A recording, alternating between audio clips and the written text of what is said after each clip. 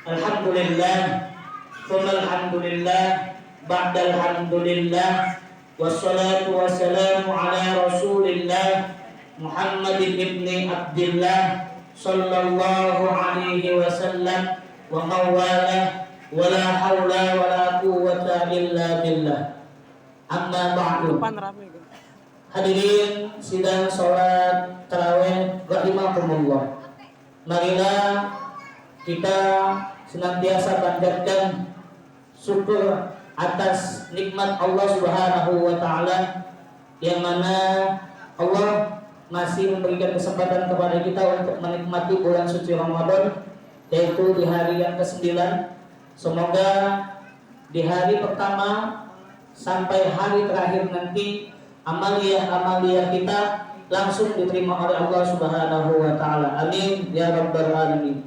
Salawat beriring salam semoga berlimpah curahkan kepada junjungan kita baginda Rasulullah Muhammad sallallahu alaihi wasallam beserta keluarganya, sahabatnya serta aulia Allah dan para pengikutnya hingga hari akhir. Hadirin jamaah sekalian, mungkin hampir setiap malam sampai hari ini para mubalik sudah menyampaikan fadidah atau fase-fase di bulan Ramadan, dan penguatannya pun sudah diberikan oleh para mubalik. Saya mengikuti mukaddimah dan penjabaran dari para mubalik bahwasannya Allah Subhanahu wa taala telah memfirmankan kepada kita semua surat Al-Baqarah ayat 183. Ya ayyuhalladzina amanu kutiba alaikumusiyam kama kutiba alal ladzina min qablikum la'allakum tattaqun. Itu sudah jelas firman Allah. Kita diwajibkan untuk berpuasa sebagaimana telah diwajibkan atas sebelum orang-orang kamu sehingga kamu menjadi orang bertakwa. Maksudnya Allah telah memfirmankan seperti ini, ada rahasianya. Apa rahasianya? Rahasia yang pertama, Ramadan itu datangnya hanya setahun sekali. Kita dilatih untuk bisa menahan lapar dari terbitnya fajar sampai terbenamnya matahari. Itu semua bisa. Jangankan kita yang sudah berkeluarga, anak kecil pun disuruh berpuasa bisa. Tapi hakikat dari puasa itu tersendiri, kita sampai detik hari ini belum menemukannya. Apa hakikat puasa itu tersendiri? Hakikatnya puasa Ramadan ini melatih kita untuk mengetahui inilah rasanya menjadi orang yang fakir dan miskin. Mengapa demikian? Karena kita 11 bulan menikmati makanan-makanan yang Allah berikan dengan usaha yang kita jalankan. Namun terkadang kita lalai dengan rasa yang dimiliki oleh kita sendiri. Rasa apa?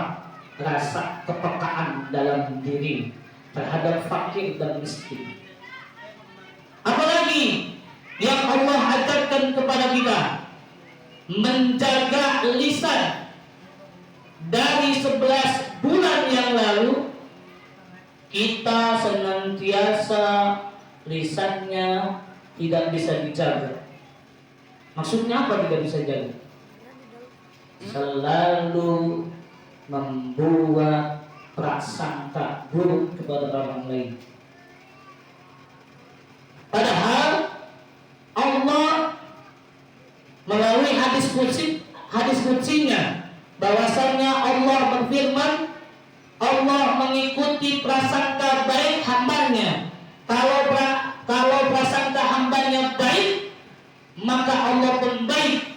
Apabila prasangka hambanya buruk, maka Allah pun sama buruk. Artinya apa? Baik buruknya tetangga kita, baik buruknya jangan diungkap. Karena apa diungkap? Kita sama aja memakan bangkai saudaranya sendiri. Jangan membicarakannya, menghinanya pun, walaupun dia keadaan salah, itu bukan porsi kita. Kenapa? Karena kita minal ilmi illa qalila. Kita ini ilmunya tidak ada, sedikit. Kenapa saya berani bilang begini? Karena dari kita mulai lahir sampai detik hari ini kita belajar agama Islam itu ikut-ikutan. Contohnya apa? Contohnya shollu kama ra'aitumuni usolli. Dari mana kita tahu niat usolli itu? Kalau bukan dari ikut kepada siapa? Kepada Rasulullah Muhammad sallallahu alaihi wasallam. Ikut kepada siapa lagi? Kepada para ulama salafus saleh. Kepada siapa lagi? Ulama yang sekarang yang mengikuti bagaimana baginda Rasulullah Muhammad sallallahu alaihi wasallam. Berarti secara tidak langsung kita amalia atau bermuamalah itu ikut-ikutan. Ustaz yang ini begini diikuti, Ustaz yang itu begitu diikuti. Sampai detik hari ini kita masih dibuat bingung dengan kalimat-kalimat para ustaz. Karena apa? Karena siapapun yang menyampaikan itu selalu diterima. Padahal apa yang disampaikan itu dilihat dahulu apa dia sudah menjalankan. Karena saya memiliki guru Abah Anum, itu ketika menyampaikan apapun yang disampaikan oleh beliau itu dilaksanakan dahulu. Pernah ada cerita ketika Abah Anum kedatangan seorang tamu, siapa? Buya Hamka, menyampaikan ilmu, menyampaikan amalan segala macam. Abah Anum berkata, banyak banget Buya, mana yang harus saya amalkan? Di situ Buya Hamka langsung nangis terisak-isak karena mendengar kalimat Abah Anum. Inilah yang namanya menjaga kesucian Ramadan dan di luar dari Ramadan. Sebab kita hari ini sampai nanti di 29 atau 30 hari yang akan datang, di hari ini 9 sampai nanti di akhir puasa, kita itu diuji kebersihan kita, ditempa menjadi pecinta kesucian jiwa. Kenapa demikian? Karena kita itu terlahir dalam keadaan suci. Yang mengotori diri, yang mengotori kita itu adalah diri sendiri. Dengan apa? Dengan cacian, dengan makian, dengan apa lagi? Dengan kebencian. Itu semua ada di diri kita. Dan itu tidak akan hilang kalau belum ada alat pembersihnya. Salah satu alat pembersihnya ini, yaitu jihad nafsu. Jihad melawan hawa nafsu. Yang harusnya kita tidur jam sekian, kita bangun. Yang harusnya kita makan siang, ternyata porsi makan kita jadi sore. Itu adalah kesucian Ramadan dan menjaga kesucian setelah Ramadan. Apalagi yang kita cari ketika Ramadan itu? Kita ini masih mencari. Kalau orang-orang di luar sana, ulama-ulama sufi sudah mendapatkan itu semua. Karena apa? Ramadan sudah digenggam di tangan beliau-beliau semua. Dari nuzulul Quran, dari Lailatul Qadar, dari Idul Fitri, semua sudah digenggam.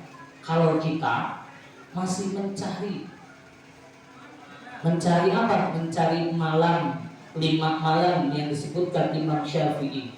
Salah satunya adalah malam nuzul Quran dan malam Lailatul Qadar serta malam Idul Fitri. Itu yang kita cari.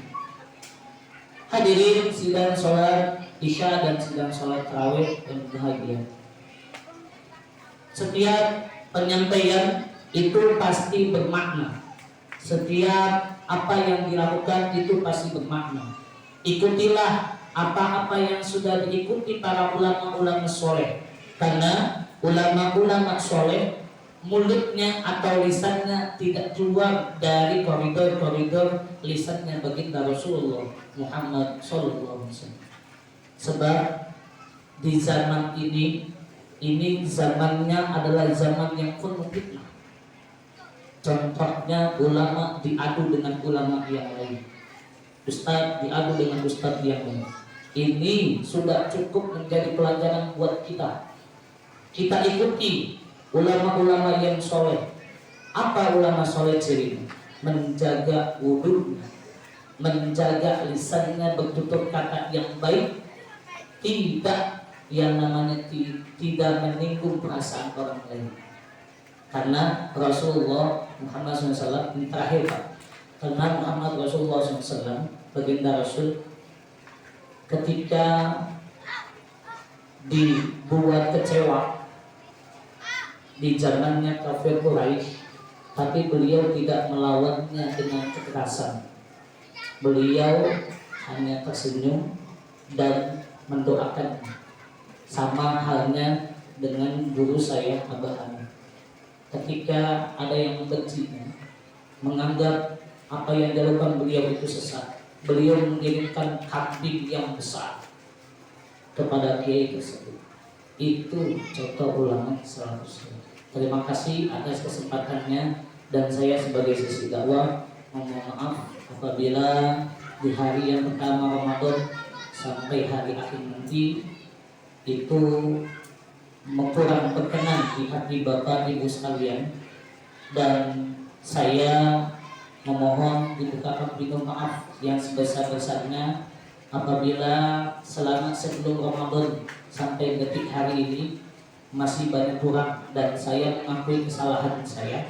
Saya mohon maaf, dibukakan pintu yang besar-besarnya, karena belum tentu tahun yang akan datang saya bertemu lagi dengan bulan suci Ramadan.